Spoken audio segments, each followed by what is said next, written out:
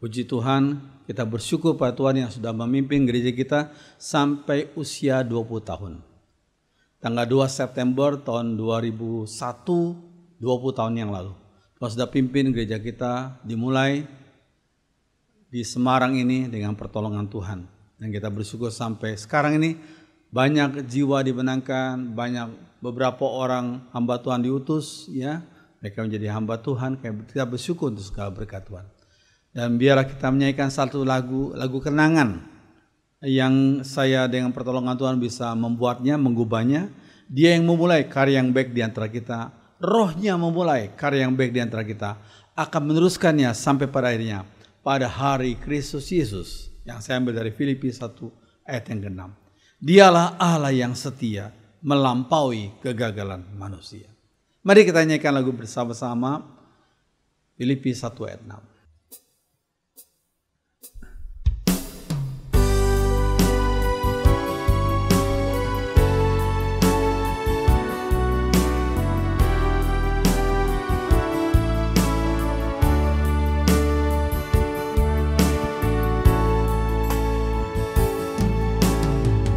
Yang memulai karya yang baik di antara kita, Rohnya memulai karya yang baik di antara kita, akan meneruskannya sampai pada akhirnya pada hari Kristus Yesus. Dia yang memulai. Dia yang memulai karya yang baik di antara kita, Rohnya memulai karya yang baik di antara kita, akan meneruskannya sampai pada akhirnya pada hari Kristus Yesus. Dialah Allah yang setia, Dialah Allah yang setia melampaui kegagalan manusia. Yesuslah Allah yang setia pelihara hidup kita selamanya.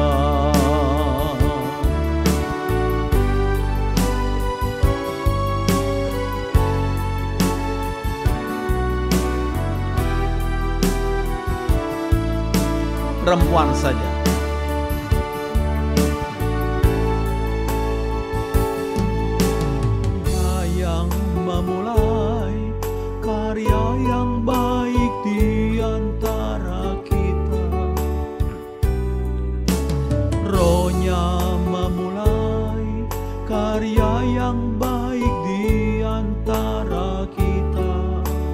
Pria saja akan meneruskannya sampai pada akhirnya pada hari Kristus Yesus. Perempuan saja lagi. Dia yang memulai karya yang baik di antara kita, Rohnya memulai karya yang baik di antara kita. Pria saja akan meneruskannya sampai pada akhirnya pada hari Kristus Yesus. Bersama-sama angkat tangan kanan. Dialah Allah yang setia melampaui kegagalan manusia. Yesuslah Allah yang setia pelihara hidup kita selamanya. Dialah Allah yang setia, Dialah Allah yang setia melampaui kegagalan manusia. Yesuslah Allah yang setia, pelihara hidup kita selamanya. Pelihara hidup kita, pelihara hidup kita selamanya. Sekali lagi, pelihara hidup kita selamanya.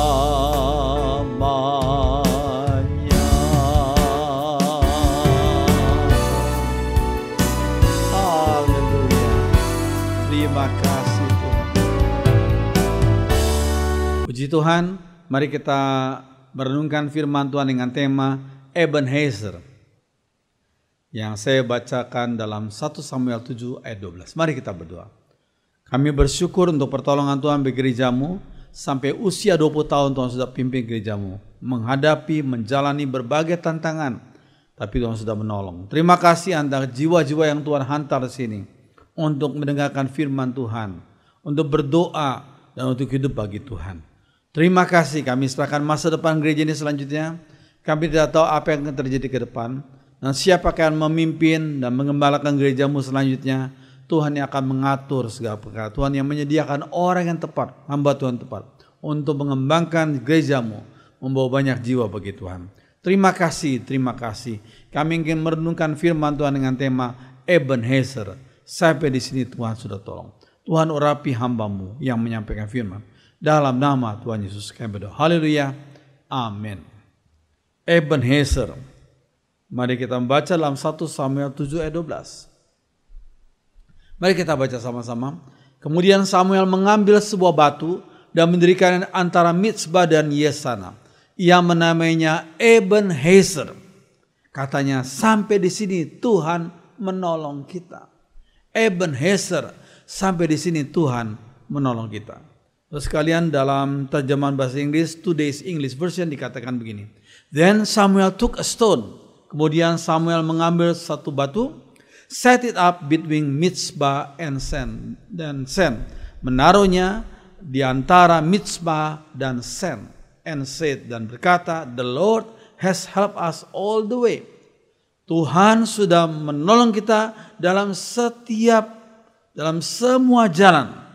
And he named it Stone of Help. Dan dia menamainya batu pertolongan. Dalam Today's English Version.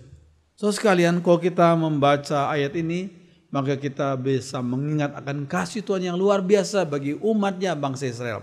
Menghadapi tantangan, mereka keluar dari perbudakan Mesir, berjutaan orang, 3 juta orang keluar dari tanah Mesir, melewati padang gurun yang begitu panas dan begitu ganas.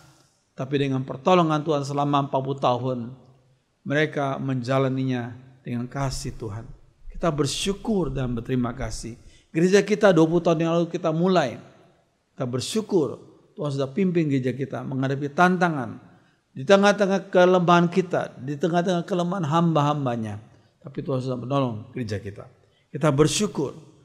Mari kita mempelajari bagian ini secara singkat. Terus kalian, sampai di sini Tuhan sudah menolong. Yang pertama adalah Tuhan telah bebaskan umatnya dari perbudakan. Tuhan telah bebaskan umatnya dari perbudakan. Terus kalian, kalau kita melihat gambar ini gambar orang-orang Israel ketika mereka mau keluar dari tanah Mesir. Setiap rumah, setiap ambang pintu warga Israel harus membubuhkan darah domba. Darah domba melambangkan darah sang anak domba latih Yesus Kristus. Ya. Mereka bubuhkan darah domba untuk mereka baurkan di ambang pintu mereka. Supaya ketika malaikat maut datang, anak sulung mereka tidak dicabut nyawanya. Karena malaikat maut melihat ada darah di situ, darah anak domba di situ. Dan mereka tidak datang untuk mencabut nyawa anak sulung daripada orang-orang Israel. Tuhan, kita bersyukur untuk segala berkat Tuhan. Tuhan telah bebaskan umatnya dari perbudakan. Setelah kejadian ini kita tahu akhirnya Firaun sangat bersedih hati karena anak laki-lakinya yang sulung itu dicabut nyawanya. Akhirnya Firaun berkata, ya sudah kalian mau pergi, pergilah. Ya, Firaun berkata kepada orang-orang Israel, silakan pergilah, tinggalkan tanah Mesir. Ya, saudara sekalian, di sini kita melihat suatu hal yang terjadi. Seharusnya Firaun tidak perlu kehilangan nyawa anak sulungnya kalau dia taat pada kehendak Tuhan. Tapi dia tidak mau. 9 kali tulah tetap mengeraskan hati. Ini tulah ke-10 Tuhan lakukan perkara yang luar biasa, menyakitkan hati orang-orang Mesir, khususnya Firaun. Anak sulung mereka dicabut nyawanya pada malam itu. So sekalian, tapi anak-anak sulung daripada orang Israel tidak dicabut nyawanya. Karena apa? Karena malaikat maut melihat di pintu mereka ada darah yang dibaurkan. Ya, darah dari anak domba. Melambangkan darah anak domba Allah yang membebaskan kita dari maut. Saudara sekalian, puji Tuhan. Nah, saudara sekalian, Tuhan Yesus sudah bebaskan kita dari belenggu dosa. Kita bersyukur kepada Tuhan. Maka semua orang yang percaya pada Yesus bisa seperti gambar ini. Mereka berkata, puji Tuhan, haleluya. Aku sudah dibebaskan dari belenggu dosa. Aku sudah diselamatkan. Aku sudah ditebus dengan darah Yesus yang suci. Puji Tuhan, seperti gambar ini. Tuhan Yesus sudah bebaskan kita dari belenggu dosa. Terus kan maka dalam Galatia 5 ayat 1 dikatakan supaya kita sungguh-sungguh merdeka. Ya memang kita sungguh-sungguh merdeka. Kristus, darah Yesus telah memerdekakan kita. Oh puji Tuhan. Darah sang anak Allah, Yesus Kristus telah memerdekakan kita dari belenggu dosa. Puji Tuhan. So sekalian, kita sebagai orang-orang yang sudah percaya Yesus, sudah dibebaskan oleh darah Yesus. Pertanyaannya, adakah yang masih memperbudak hidupmu? So sekarang kita sebagai orang yang sudah ditebus oleh Tuhan Yesus, sayang sekali kita mungkin secara sengaja atau tidak sengaja telah membiarkan sesuatu atau beberapa hal masih memperbudak hidup kita. Ya, apa itu? Saya tidak tahu. Saudara yang bisa menjawabnya sendiri.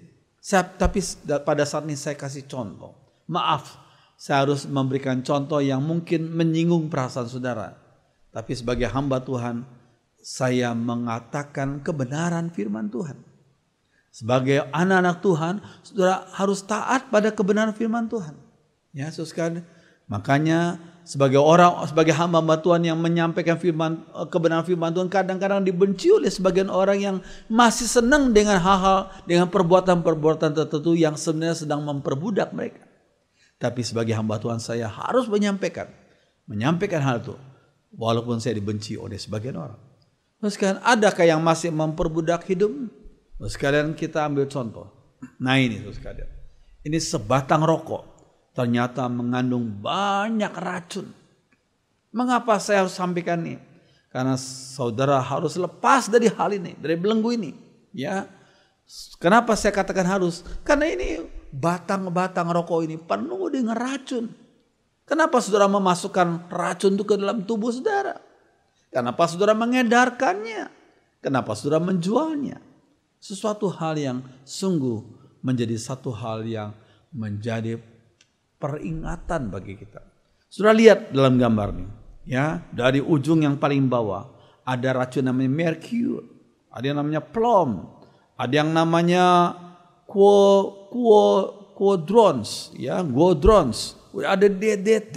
Saudara sekalian, itu racun pembunuh serangga, DDT, saudara sekalian, ya.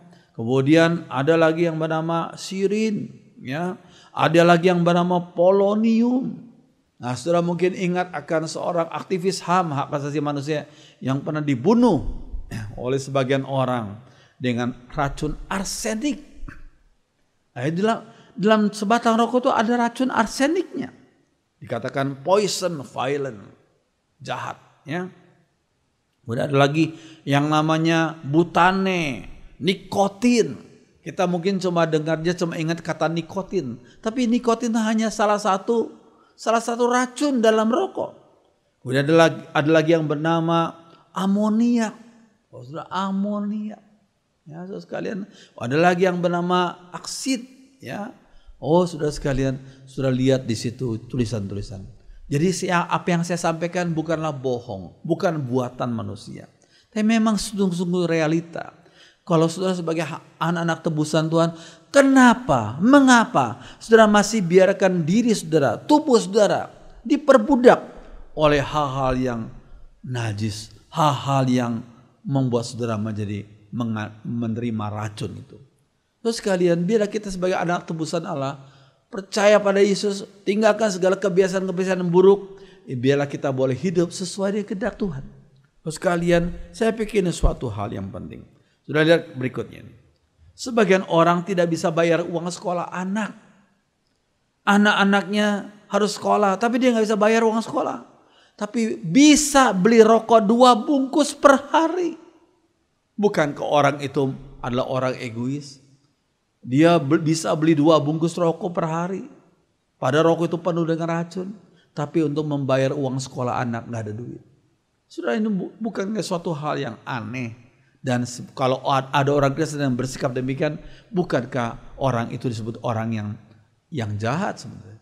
Yang tidak bersikap baik terhadap anak-anaknya. Dia lebih baik meracuni dirinya dengan asap-asap itu daripada mendukung anak-anaknya yang harus sekolah itu. Biarlah kita sebagai anak Tuhan harus mengikuti apa yang menjadi perintah Tuhan. Terus ini suatu hal yang penting. Nah, saudara sekalian, kalau kita membaca, ada desa yang bernama Desa Bone-Bone di Sulawesi Selatan. Ya, keliling di desa tanpa asap rokok pertama di Indonesia. Wah, saya tidak tahu sekarang adakah desa yang lain yang mengikuti. Tapi ini foto beberapa tahun yang lalu. Keliling di desa Bone-Bone tanpa asap rokok. Ini desa yang pertama di Indonesia yang tanpa asap rokok. Oh sekalian, puji Tuhan. Oh sekalian, rupanya masyarakat Desa Bone-Bone di Sulawesi Selatan ini tahu akan akibat negatif daripada asap rokok itu. Oh Tuhan sekalian, saya pikir ini suatu hal yang penting. Kalau desa Bone-Bone yang sebagian gak percaya Yesus tahu akan efek negatif, ekses negatif daripada rokok, kita sebagai umat Tuhan harusnya lebih mengerti hal ini. Dan jangan kita menolak akan bimbingan Tuhan. Oh sekalian, puji Tuhan. Kemudian yang kedua, saudara sekalian, Tuhan telah memimpin perjalanan umatnya selama 40 tahun di padang gurun. Bukan di kota, bukan di tempat yang subur, tapi di padang gurun selama 40 tahun. Saudara sekalian, kalau kita melihat perjalanan 40 tahun di padang gurun adalah atas kehendak Allah. Atas kehendak Allah. Untuk apa? Tujuannya untuk merendahkan hati umatnya. Agar umatnya selalu bersandar pada Tuhan. Besok mau makan apa, mereka bersandar pada Tuhan. Sehingga subuh-subuh, pada hari subuh, Tuhan mendatangkan, oh luar biasa, mana dari surga. Yang turun bersama dengan embun pagi. Kalau mereka butuh atau rindu akan makan daging, Tuhan datangkan burung puyuh yang begitu banyak. Untuk memberi makan 3 juta orang Israel di padang gurun. Berapa banyak burung puyuh. Ketika mereka butuh air, oh berapa banyak air yang Tuhan sediakan. Luar biasa dengan cara yang ajaib. Terus kan ini suatu hal yang penting. Jadi selama 40 tahun perjalanan di padang gurun itu adalah atas kehendak Allah. Kita pun sama. Hidup kita kadang-kadang Tuhan izinkan menjalani hidup padang gurun yang susah, yang panas. Yang siang hari 50 derajat Celcius. Yang malam hari bisa 15 derajat. Waduh, berat. Tapi untuk apa Tuhan memimpin kita melewati padang gurun? Adalah untuk merendahkan hati umatnya. Agar kita bersandar selalu kepada Tuhan.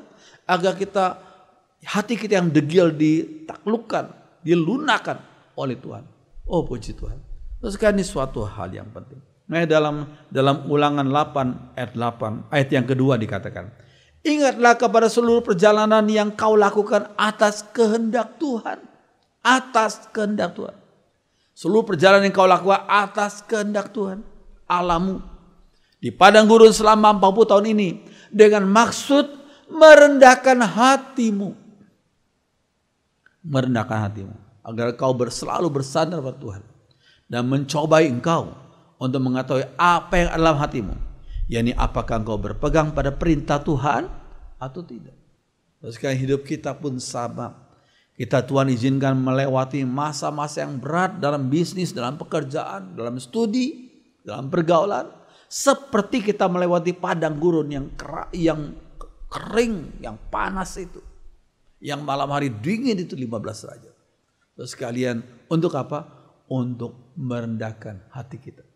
Biarlah kita bersyukur pada Tuhan. Gereja kita pun sama. Selama 20 tahun banyak tantangan yang kita harus lewati. Sebelum kita mempunyai gedung atau tempat ibadah yang permanen di tempat ini, di Puri Anjasmore ini, Tuhan izinkan kita berpindah beberapa kali.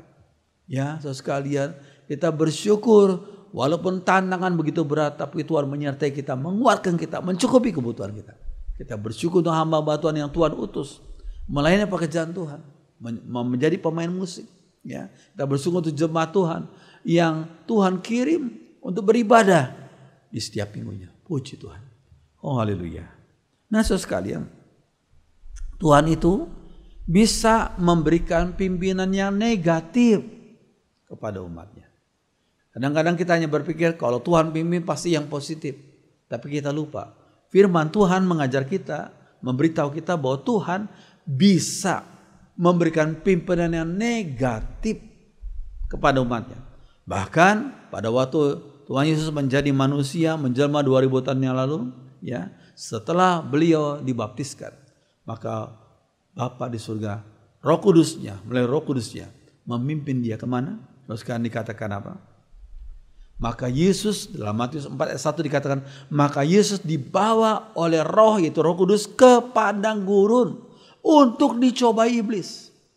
Ini yang saya sebut dengan pimpinan Tuhan yang negatif. Nggak enak. Kita pikirnya kalau dipimpin Tuhan, kita akan dibawa ke istana yang hebat, yang istilahnya wah, yang dingin, yang sejuk, yang enak, yang nyaman. Tapi kita lupa, Tuhan Yesus waktu menjelma jadi manusia, maka Yesus setelah beliau dibaptiskan, maka Yesus dibawa oleh Roh, yaitu Roh apa? Roh Kudus, ke padang gurun, tempat yang begitu nggak enak. Untuk apa? Untuk dicobai oleh iblis. Ini yang saya bilang dengan pimpinan Tuhan yang negatif. Terus kan ini suatu hal yang penting. Apakah sebagai umat Tuhan kita tidak akan mengalami hal ini? Oh, Tuhan Yesus saja mengalami hal ini, apalagi kita sebagai umat Tuhan. Ya, kita kadang-kadang dibawa Tuhan ke padang gurun, tempat yang tidak enak. Untuk apa? Untuk dicobai iblis. Yang mencobai adalah iblis.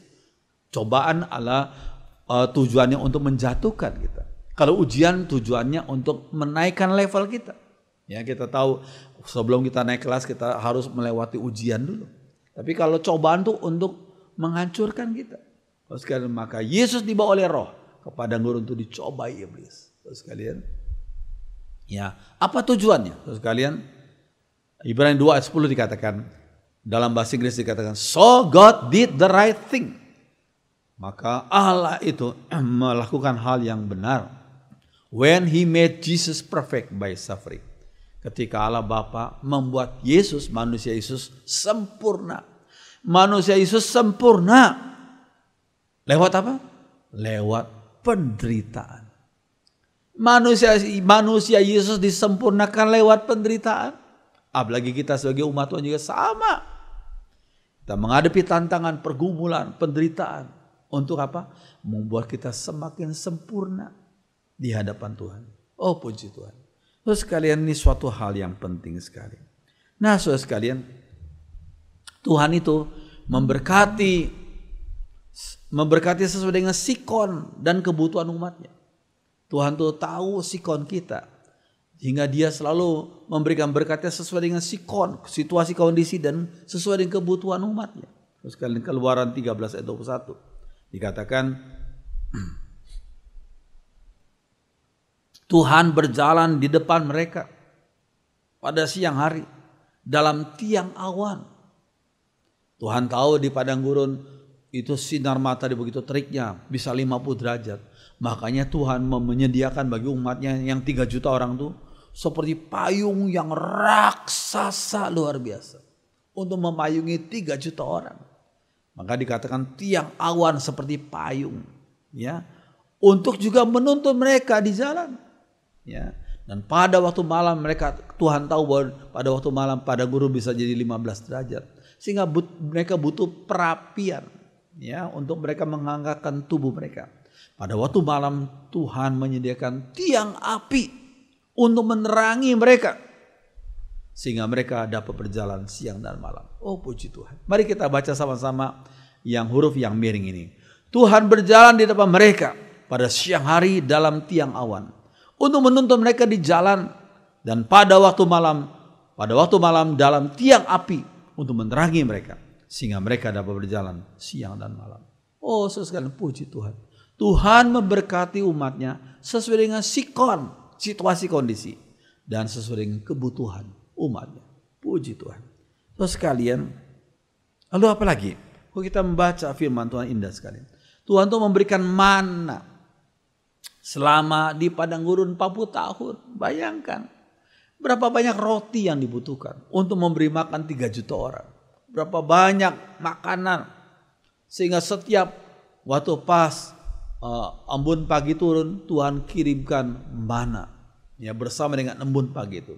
Tuhan memberikan mana selama di padang gurun 40 tahun yang tidak pernah dimakan nenek moyang mereka sebelumnya. Itu merupakan pemunculan mana yang pertama kali, dan setelah itu selama 40 tahun tidak lagi Tuhan berikan. Ya, Tuhan memberikan berkat-Nya sesuai dengan sikon dan kebutuhannya.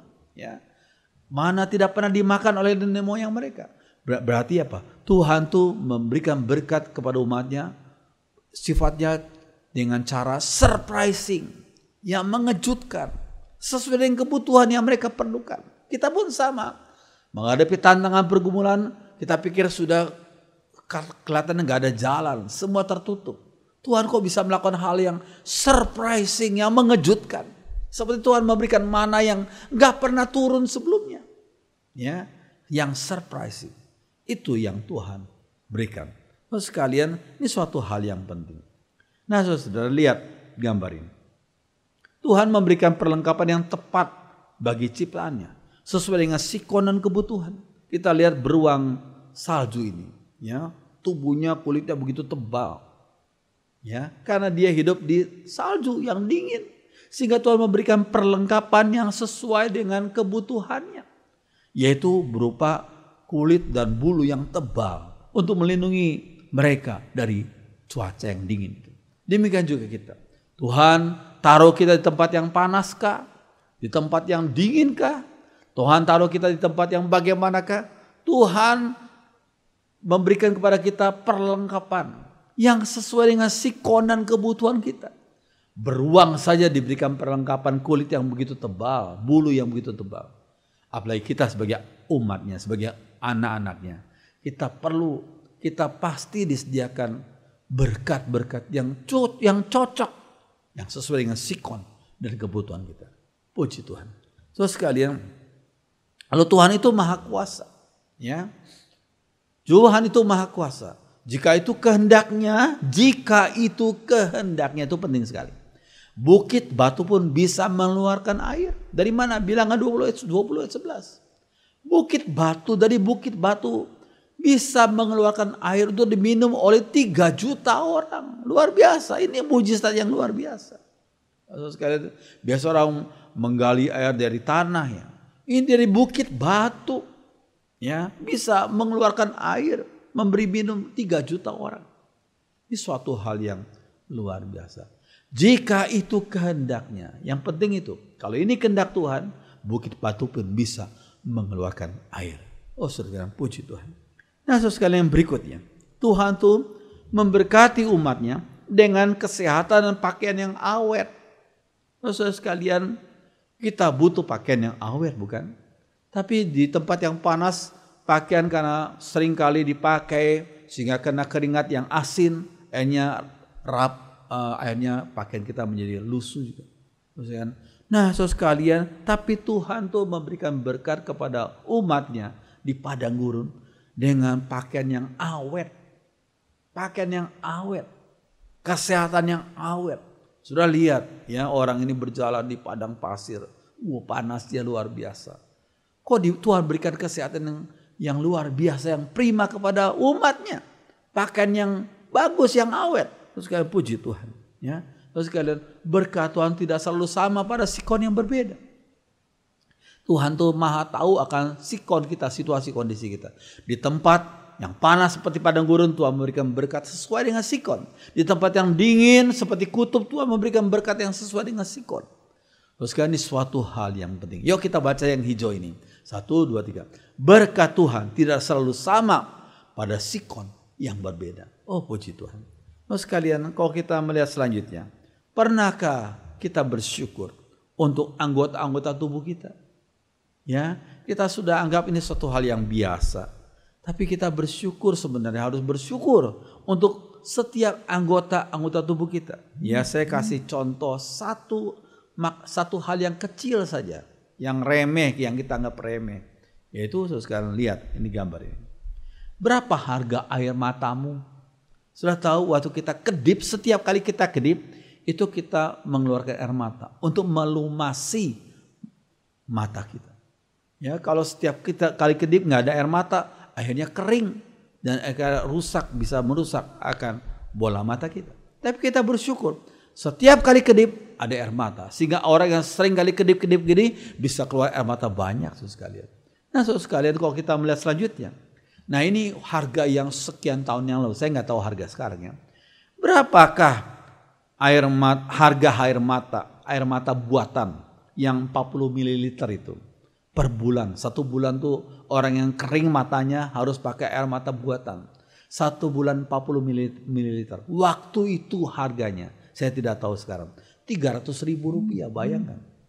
Untuk air mata buatan 1 bulan 300.000 rupiah. Ya, sekalian kita perlu paham. Maka dari itu Mazmur 126 ayat 5 sampai 6 dikatakan, orang-orang yang menabur dengan mencucurkan air mata akan menuai dengan bersorak-sorai. Maksudnya orang menabur benih firman Tuhan dengan begitu banyak tantangan, pergumulan. Dan Tuhan berjanji mereka akan menuai dengan sorak-sorai. Orang yang berjalan maju dengan menangis sambil menabur benih. Wah, tantangannya berat sehingga sambil menangis. Ya, tapi tetap menabur benih. Pasti pulang dengan sorak-sorai sambil membawa berkas-berkasnya. Oh puji Tuhan. Mari kita baca sama-sama ya. Mazmur 126 ayat 5 dan 6. 1, 2, 3. Orang-orang yang menabur dengan mencucurkan air mata akan menuai dengan bersorak-sorai. Orang yang berjalan maju dengan menangis sambil menabur benih pasti pulang dengan sorak-sorai sambil membawa berkas-berkasnya. Puji Tuhan. Haleluya. Nah, sekalian itu tentang air mata. Yang selanjutnya, kalau kita harus bersyukur. Sekarang kita tanya, berapa harga gigi? Kita ada orang yang selalu bersungut-sungut atau iri hati sama orang lain. Kita lupa. Ternyata kalau kita punya gigi, itu luar biasa berkat Tuhan. Sekarang kita tanya, berapa harga gigi?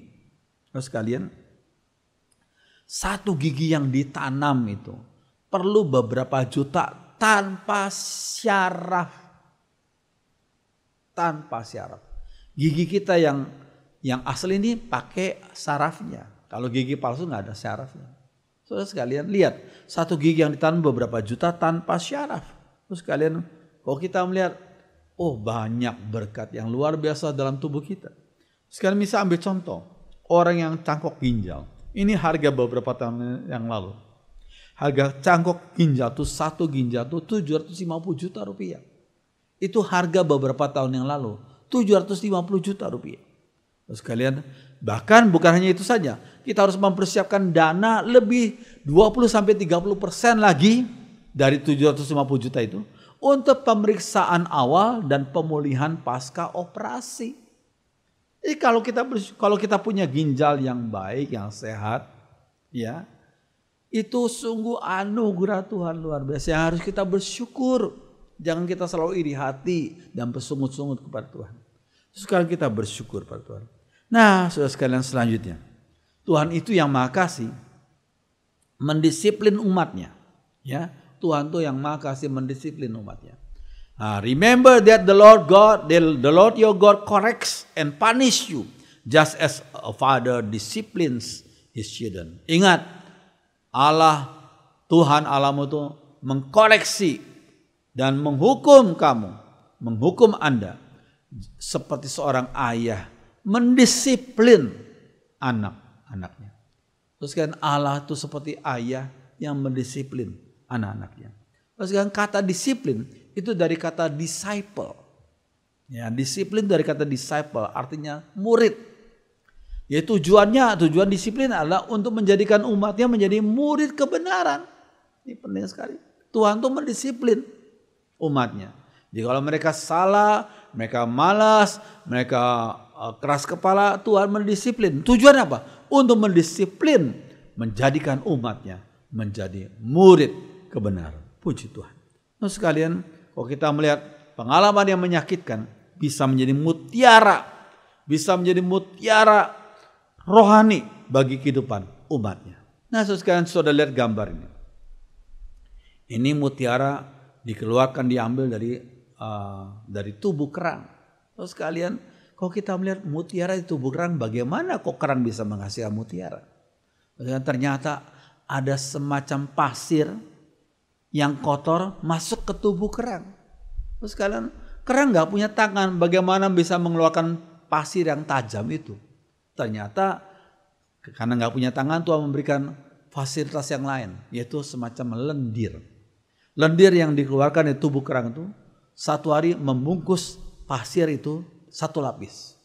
Ya, hari kedua ya 2 lapis. Hari ketiga ya 3 lapis. 1 minggu 7 lapis. 1 bulan 30 lapis. 1 tahun 350 sekian lapis. Akhirnya bertahun-tahun orang ketika menangkap kerang itu, orang cuma melihat, ada mutiara yang begitu bagus, yang begitu indah. Itu sebenarnya mereka lupa, itu adalah dari pasir yang dibungkus oleh lapis-lapis lendir dari kerang. Oh Tuhan tuh maha luar biasa. Bisa memampukan kerang yang sederhana itu bisa membuat pasir yang tajam, ya, yang kotor diubah menjadi mutiara yang indah dan mahal. Demikian juga hidup kita. Kalau kita diizinkan mengalami berbagai macam pasir-pasir yang tajam, kita berdoa, Tuhan memberikan kemampuan bagi kerang untuk mengubah pasir menjadi mutiara. Tuhan mampukan saya juga untuk mengubah pasir-pasir yang tajam ini dalam kehidupan ini. Untuk aku ubah dengan pertolongan Tuhan menjadi mutiara rohani yang indah. Puji Tuhan. Terus sekalian, kita akan sedikit ya melihat, tidak panjang-panjang. Apa yang perlu kita lakukan selanjutnya? Nah, sekalian, yang pertama adalah jadilah anak Tuhan yang mengasihi Tuhan. Kita harus mengasihi Tuhan. Ya, makanya firman Tuhan berkata apa? Siapa yang tidak mengasihi Tuhan, terkutuklah ia. Wah, ayat ini begitu keras. Tidak dikatakan siapa yang tidak mengasihi Tuhan nggak baik, enggak. Tapi langsung siapa yang tidak mengasihi Tuhan, terkutuklah ia. Maranatha, Tuhan datang. So sekalian ini kalau kita nggak mengasihi Tuhan, Tuhan tuh sampai bilang terkutuklah orang itu. Karena Tuhan begitu mengasihi kita. Yang kedua, saudara, jadilah anak Tuhan yang ikut respon dari Rasul Paulus saat pertama kali bertemu dengan Tuhan. Saudara lihat dalam Kisah Rasul 22. Dan mereka yang menyertai aku memang melihat cahaya itu, tapi suara dia yang berkata kepadaku tidak mereka dengar. Maka kataku, Tuhan, apakah yang harus ku perbuat? Ini respon daripada Saulus waktu itu. Langsung dia bertanya, apa yang harus kuperbuat? Kata Tuhan kepadaku, bangkitlah dan pergilah ke Damsyik. Di sana akan diberitahukan kepadamu segala sesuatu yang ditugaskan kepadamu. Kita pun sebagai umat Tuhan harus bertanya seperti Saulus bertanya, Tuhan, apa yang harus kuperbuat untuk membalas cinta kasih-Mu? Jangan kita menjadi orang Kristen yang pasif. Jangan kita menjadi anak Tuhan yang pasif. Tapi kita bertanya seperti Saulus bertanya, apa yang harus kuperbuat? Sekarang ini suatu hal yang penting. Sekarang yang ketiga, apa yang perlu kita lakukan selanjutnya? Yang ketiga lah, jadilah anak Tuhan yang gunakan semua talenta yang diberikan untuk memuliakan namanya. Tuh kepada kita sebagai umatnya, setiap kita baik yang diciptakan normal maupun yang kurang normal secara fisik, tapi Tuhan memberikan kita talenta masing-masing yang unik, yang berbeda dengan yang lainnya. Ya, untuk apa? Untuk kita pakai memuliakan namanya. Terus kan dalam 1 Korintus 12 ayat 7 dikatakan, tapi kepada tiap-tiap orang dikaruniakan penyataan roh untuk kepentingan bersama.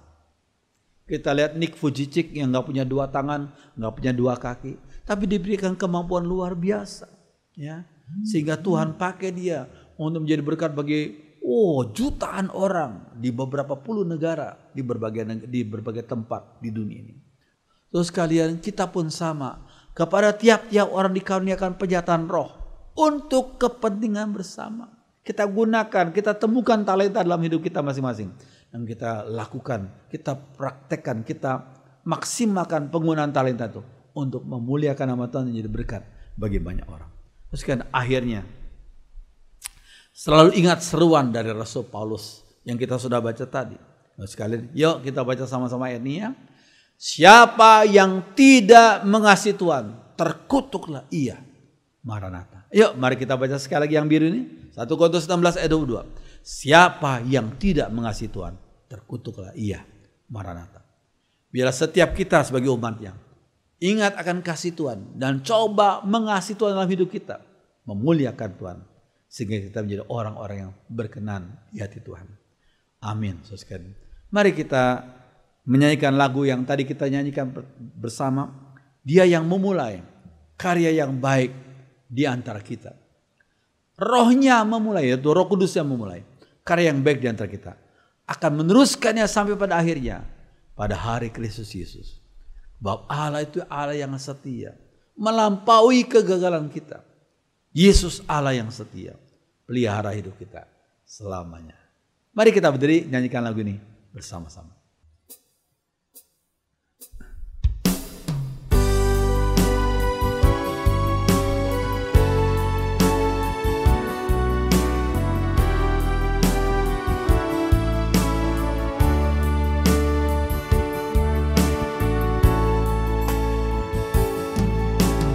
Dia yang memulai karya yang baik di antara kita. Rohnya memulai karya yang baik di antara kita. Akan meneruskannya sampai pada akhirnya. Pada hari Kristus Yesus. Dia yang memulai. Dia yang memulai karya yang baik di antara kita. Rohnya memulai karya yang baik di antara kita. Akan meneruskannya sampai pada akhirnya. Pada hari Kristus Yesus. Dialah Allah yang setia. Dialah Allah yang setia. Melampaui kegagalan manusia. Yesuslah Allah yang setia. Pelihara hidup kita selamanya.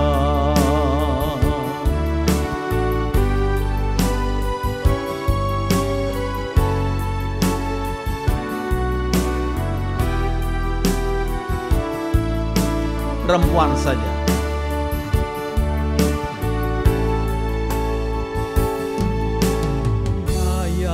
Memulai karya yang baik di antara kita. Rohnya memulai karya yang baik di antara kita. Pria saja akan meneruskannya sampai pada akhirnya. Pada hari Kristus Yesus. Perempuan saja lagi. Dia yang memulai karya yang baik di antara kita. Rohnya memulai karya yang baik di antara kita. setia saja. Akan meneruskannya sampai pada akhirnya, pada hari Kristus Yesus. Bersama-sama angkat tangan kananmu. Dialah Allah yang setia, melampaui kegagalan manusia. Yesuslah Allah yang setia, pelihara hidup kita selamanya. Dialah Allah yang setia. Dialah Allah yang setia, melampaui kegagalan manusia. Yesuslah Allah yang setia, pelihara hidup kita selamanya. Pelihara hidup kita, pelihara hidup kita selamanya. Sekali lagi, pelihara hidup kita selamanya.